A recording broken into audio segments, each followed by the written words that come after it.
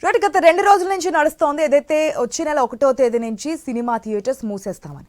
దీనికి సంబంధించి మన AP deputy CM Pawan Kalyan page నుంచి కూడా ఒక లెటర్ రిలీజ్ అయింది. ఈ లెటర్ సంబంధించి నిన్న అల్లు అరవింద్ కూడా మీడియా ముఖంగా మాట్లాడినటువంటి సిచ్యువేషన్. పవన్ కళ్యాణ్ సినిమా విడుదలకు ముందు థియేటర్లు మూసేస్తామని దుస్సాహసంగా పేర్కొన్నారు అల్లు అరవింద్. జూన్ 1వ తేదీ నుంచి థియేటర్లను ఏకపక్షంగా ఎలా మూసేస్తారని ప్రశ్నించారు ఆయన.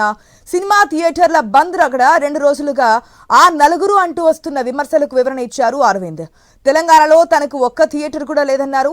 తెలుగు రాష్ట్రాల్లో 1500 థియేటర్లు ఉంటే తనకు దాంట్లో 15 మాత్రమే ఉన్నాయని అరవింద్ తెలిపారు.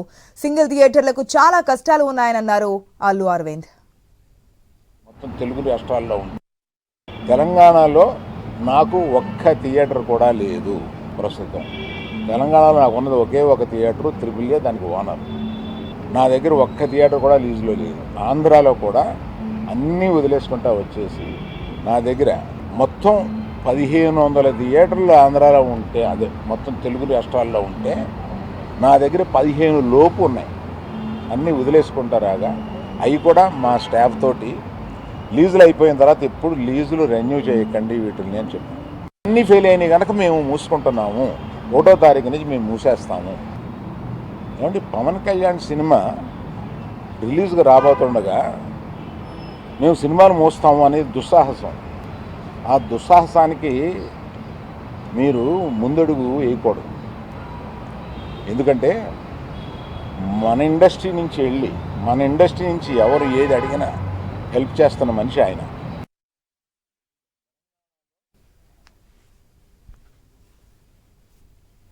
ఇక నలుగురులో తాను లేనట్లు అరవింద్ తెలిపారు. ఆ నలుగురు కాన్సెప్ట్ 15 ఏళ్ల క్రితమే మొదలైందని, ఇప్పుడు తాను ఆ నలుగురు వ్యాపారం నుంచి బయటకు వచ్చారని అన్నారు అరవింద్. 50 ఏళ్లుగా తాను సినిమాలు తీస్తున్నట్లుగా చెప్పారు ఆయన. 2 రోజుల నుంచి ఆ నలుగురు అని వస్తుంది.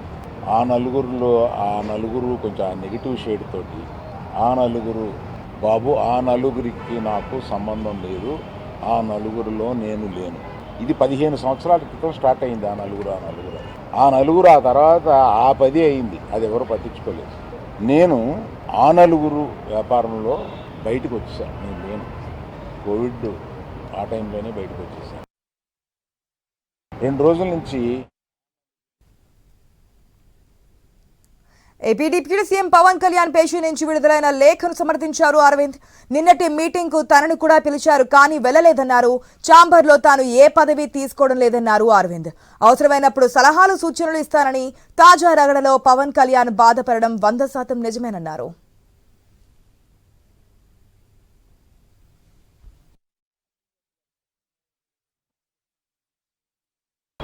మన ఇండస్ట్రీ నుంచి ఎవరు ఏది అడిగినా హెల్ప్ చేస్తున్న మనిషి ఆయన. ఆ రోజు మేము అశ్విని దత్ గారి కోసం కొద్దిమంది కలిపి వెళ్ళాం పవన్ కళ్యాణ్ గారిని కలవడానికి. అశ్విని దత్ గారి సినిమా వస్తుంది, దానికి కాస్త రేట్స్ ఇప్పించండి అని చెప్పి అడగడానికి.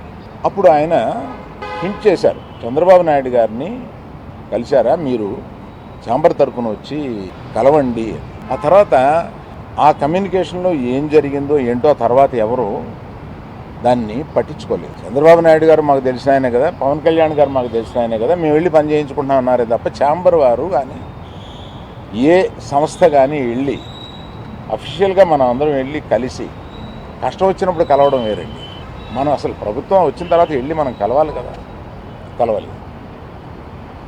పవన్ కళ్యాణ్ గారు హింట్ చేసినా కూడా అది జరగలేదు. మినిస్ట్రీ నుంచి వచ్చింది నేను చదివాను, అది చాలా సమర్థనీయంగా ఉంది, ప్రశ్నలు కరెక్ట్గా ఉన్నాయి.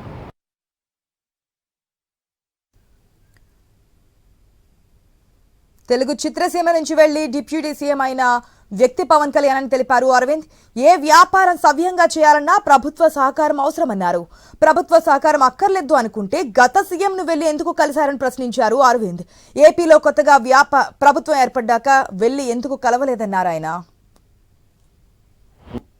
చంద్రబాబు నాయుడు గారిని కలిశారా మీరు, ఛాంబర్ తరపున వచ్చి కలవండి.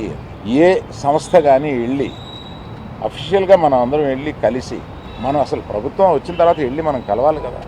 పవన్ కళ్యాణ్ గారు హింట్ చేసినా కూడా అది జరగలేదు. ఏమండి ప్రభుత్వానికే సంబంధం లేకపోతే 2 సంవత్సరాల క్రితం పెద్ద వాళ్ళందరూ ఇక్కడి నుంచి కదిలెళ్ళి గత చీఫ్ మినిస్టర్ ఎందుకు కలిశారండి? ప్రభుత్వానికి సంబంధం లేకపోతే.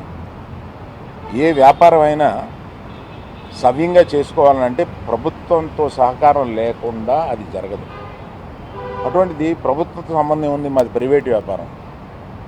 ఇది సరికాదు. ప్రభుత్వంతో సంబంధం ఉంటుంది, ప్రభుత్వం కోఆపరేషన్ కావాలి. ఒకటే ఎగ్జాంపుల్, వాళ్ళ కోఆపరేషనే అక్కర్లేకపోతే మనలో పెద్ద వాళ్ళందరూ వెళ్ళి ఎందుకు కలిశారు? గత చీఫ్ మినిస్టర్ని ఎందుకు కలిశారు? మనకు కష్టం వచ్చిందనే కదా వెళ్ళి కలిశారు.